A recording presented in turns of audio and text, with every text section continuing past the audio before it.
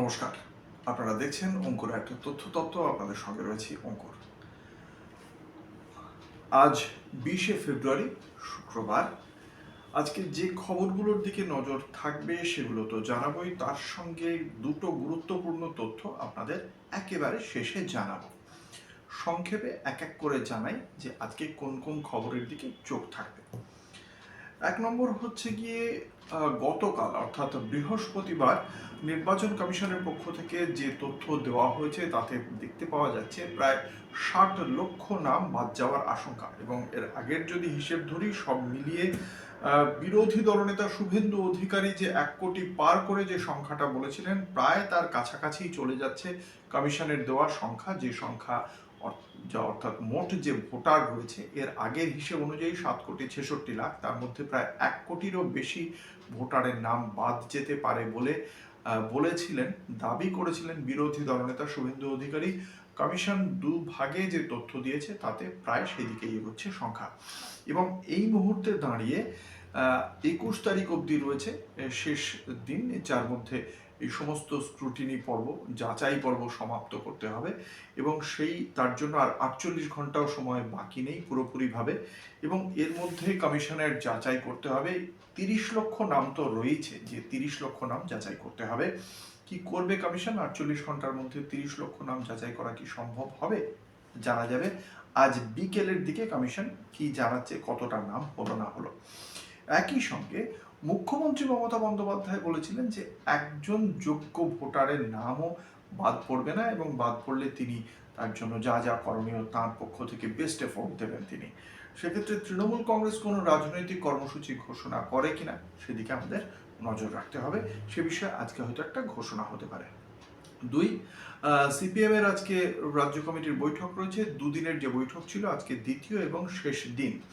এই রাজ্য কমিটির বৈঠকে যে এখনো পর্যন্ত যে আলোচনা হয়েছে প্রথম দিনে, তাতে জানতে পারা যাচ্ছে মূলত রাজ্য কমিটিকে সিপিআইএম নেতৃত্ব জানিয়েছেন যে আসন সমঝোতা নিয়ে যে সমস্যা ছিল, যে জটিলতা ছিল, অন্তত 80% আসনেই শরিকদের সঙ্গে যে আলোচনা হয়েছে তার মধ্যে 80% আসনে জট কেটে গিয়েছে, বাকিটাও হয়ে যাবে।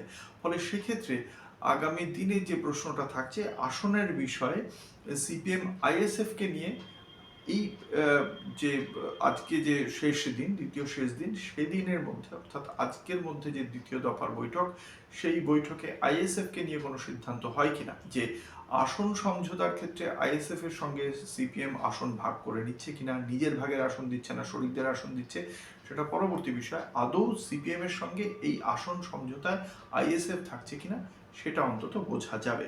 আর যদি সিপিএম জানায় যে কতগুলি আসন তারা দিচ্ছে আইএসএফকে, তাহলে সেটা আরো স্পষ্ট হবে বিষয়টা যে কি হচ্ছে। দ্বিতীয়ত, যে ভাতা দেওয়া হয়েছে মুখ্যমন্ত্রী মমতা বন্দ্যোপাধ্যায়ের পক্ষ থেকে, সদ্য ঘোষণা করা হয়েছে যুবসাথী ভাতা, সেই ভাতাগুলো সিপিএম এর পক্ষে খানিকটা হলেও মাথা ব্যথার কারণ হয়ে দাঁড়িয়েছে। কারণ একাধিক জেলা নেতৃত্বের বক্তব্য যে এসআইআর নিয়ে যে প্রথম দিকের যে প্রচার ছিল সেইটা ঠিক ছিল, কিন্তু এই যে ভাতা দেওয়া হয়েছে সেই ভাতার প্রেক্ষিতে সিপিএম ঠিক কিভাবে তাকে মোকাবিলা করবে রাজনৈতিকভাবে, তা নিয়ে কিছুটা পার্টির অভ্যন্তরে সংশয় রয়েছে। সেই বিষয় নিয়ে হয়তো সিদ্ধান্ত হতে পারে যে ভাতা নিয়ে সিপিএম ঠিক কিভাবে এগোবে আগামী দিনে, তাদের প্রচারটা ঠিক কি থাকবে।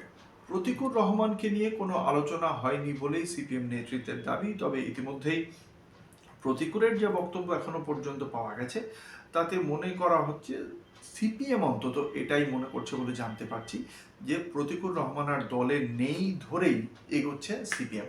এবং আপনাদের আমি শোনাবো সুজন চক্রবর্তী, কেন্দ্রীয় কমিটির সদস্য, যিনি আজকে উপস্থিত ছিলেন রাজ্য কমিটির বৈঠকে, তার দাবি প্রতিকুর রহমানকে নিয়ে কোনো কথা হয়নি, বা প্রতিকুর রহমান দল সম্পর্কে বা মুখ্যমন্ত্রী মমতা বন্দ্যোপাধ্যায় সম্পর্কে কি ভালো কথা বা কি মন্দ কথা বলেছেন সে সম্পর্কে সুজন চক্রবর্তী কিছুই জানেন না। কি বলেছেন সুজন চক্রবর্তী, শুনুন আপনারা। আপনাদেরকে বলার মতন কোনো সিদ্ধান্ত হলে তো আমরা বলেই দিতাম। আমাদের তো সেক্রেটারি প্রেস কনফারেন্স করেন, আপনাদের বলার মতন কিছু আছে নেই বলে মনে হয়। মন গড়া কথা তো আমি বলছি না, যারা যা যাবেন না। হ্যাঁ, সেটা কি আপনি জানেন মনে হচ্ছে? আমি জানি না, সৃজনও জানে বলে মনে হয় না। প্রতিকূলের উপর একের পর এক বিস্ফোরক অভিযোগ করছেন, বলছেন যে একনায়কতন্ত্র আমি চলছে, শুনিনি, দলের আপনি মধ্যে বলছেন যখন আমি শুনবো। বলছেন একনায়কতন্ত্র আমি কথা শুনিনি। বলে এবং গব্বর বলছে। ওহো, আমি শুনিনি, মিটিংয়ে ছিলাম। আমার তো কাজ মিটিংয়ে বসে এটা ওটা দেখা না। যদি কিছু বলার থাকে তাহলে আমাদের পার্টির পক্ষ থেকেই বলা হয়। আচ্ছা, প্রতিকুল রহমানের সঙ্গে কি কথা হয়েছে?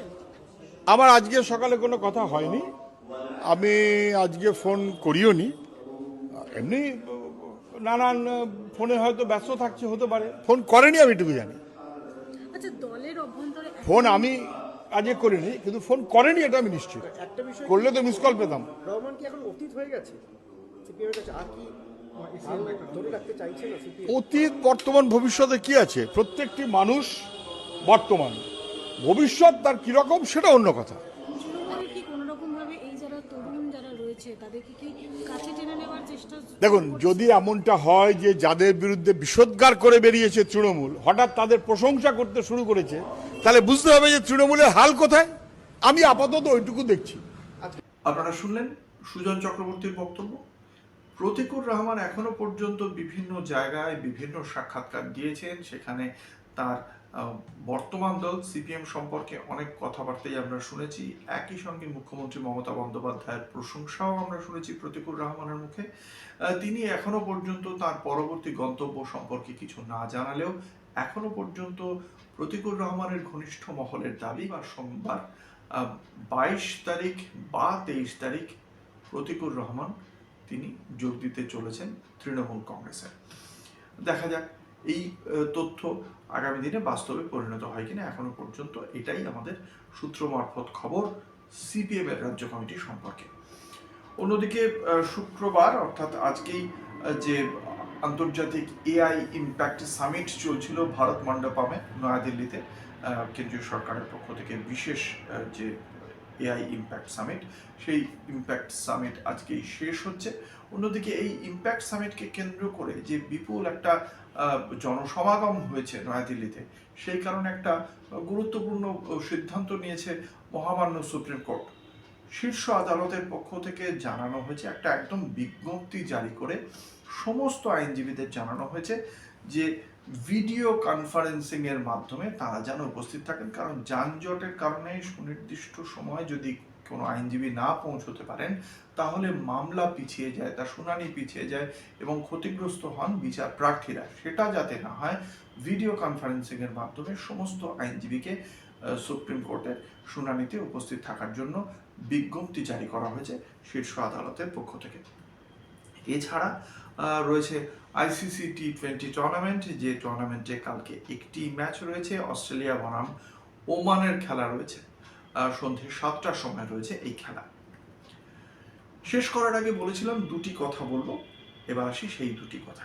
1 নম্বর, গত 17ই ফেব্রুয়ারি জানিয়েছিলাম আমি আমার ভিডিওতে, উত্তরবঙ্গে বিজেপি বিধায়ক তারা তৃণমূল কংগ্রেসে যোগদান করতে পারেন। আমি আগেই জানিয়েছিলাম এই ভিডিওতে। আপনাদের যদি মনে না থাকে আমার ডেসক্রিপশনে আপনারা দেখুন, ডেসক্রিপশনে এই ভিডিওর লিংক আমি দিয়ে দিচ্ছি।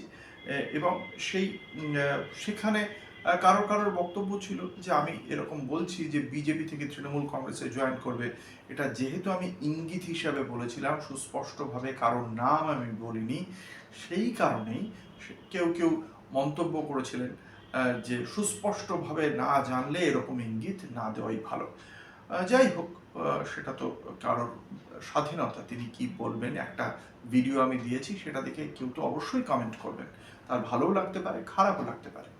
তো তিনি কেউ একজন এই কমেন্টটা করেছিলেন। আমি আপনাদের জানিয়ে রাখি, আপনারা নিশ্চয়ই জেনে গিয়েছেন, বৃহস্পতিবার গতকাল তৃণমূল কংগ্রেসে যোগদান করেছেন বিষ্ণু প্রসাদ শর্মা, যিনি ভারতীয় জনতা পার্টিতে ছিলেন, পরে অবশ্য বিক্ষুব্ধ হয়ে যান, পরবর্তীকালে নির্দল হয়ে তিনি লড়াইও করেছিলেন, কিন্তু ভারতীয় জনতা পার্টিতে আগে ছিলেন তিনি।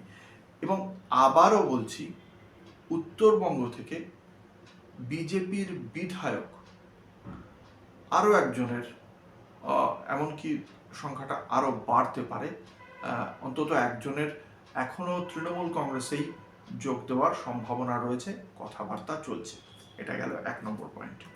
2 নম্বর, গতকাল বৃহস্পতিবার আমি একটি ভিডিও দিয়েছিলাম যেখানে বলেছিলাম যে বিজেপি যুব মোর্চার সভাপতি ইন্দ্রনীল খানের বিরুদ্ধে বিজেপির যুব মোর্চায় যারা রয়েছেন, যে 43টা সাংগঠনিক জেলা রয়েছে, সেই সাংগঠনিক জেলার যারা বিজেপির কার্যকর্তা রয়েছেন, নেতা রয়েছেন, সাংগঠনিকভাবে যারা যুব মোর্চার সদস্য রয়েছেন, তারা সভাপতি ইন্দ্রনীল খানের বিরুদ্ধে যথেষ্ট ক্ষুব্ধ। তার বিরুদ্ধে স্বজন পোষণের অভিযোগ, আরও একাধিক অভিযোগ আমি সেই ভিডিওতে দিয়েছিলাম। সেই ভিডিওর লিঙ্কও আমার দেওয়া রইল। এবং সেই ভিডিও দেওয়ার পর আমাকে ফোনে বা মেসেজে একাধিক যুব মোর্চার সদস্য তাদের যে ইন্দ্রনীল খানের বিরুদ্ধে বেশ কিছু অভিযোগ রয়েছে সেটা তারা জানিয়েছেন। কেউ কেউ স্ক্রিনশট পাঠিয়েছেন, কেউ কেউ বলেছেন জোগাড় করে আরও বেশ কিছু তাৎপর্যপূর্ণ স্ক্রিনশট সেটা তারা আমাকে পাঠাবেন আগামীকাল সকালের মধ্যে। এরই মধ্যে আমি ইন্দ্রনীল খানের প্রতিক্রিয়া জানতে চেয়ে তারকে মেসেজ করেছিলাম, সেই মেসেজের ছবি আপনারা দেখছেন, কিন্তু তার দিক থেকে আমি কোনো উত্তর পাইনি। হতেই পারে তিনি মনে করেননি এর জবাব দেওয়ার প্রয়োজন আছে, অসুবিধা নেই, হতেই পারে, সেটা তার সিদ্ধান্ত। আমি আজকের দিনটা আমি অপেক্ষা করছি। ইন্দ্রনীল খান হোক বা ভারতীয় জনতা পার্টির যদি কোনো উত্তর আসে সেটাও যেমন জানাবো আমি, আর যদি কোনো স্ক্রিনশট আমার কাছে আসে এই ধরনের অভিযোগ সংক্রান্ত সেটাও আমি জানাবো। তাহলে সেক্ষেত্রে শনিবার দিন আমি সেই সংক্রান্ত যাবতীয় তথ্য আবার সেই ভিডিও আপনাদের সামনে আনবো, জানাবো সেই সমস্ত স্ক্রিনশট। কিছু স্ক্রিনশট এখনই আমার কাছে রয়েছে, কিন্তু সেটা উচিত নয়, সেই জন্যই আমি জানাচ্ছি না। খান আজকে হয়তো তিনি ব্যস্ত ছিলেন, তার যুব মোর্চার কিছু আজকে তার কর্মসূচি ছিল, আমি জানি ক্যালকাটা ইউনিভার্সিটির সামনে তার কর্মসূচি ছিল, তিনি হয়তো ব্যস্ত ছিলেন। আগামীকাল যদি তিনি জানতে পেরে এই বিষয়ে কোনো প্রতিক্রিয়া তিনি দিতে চান, আমি অপেক্ষা করব তার জন্য।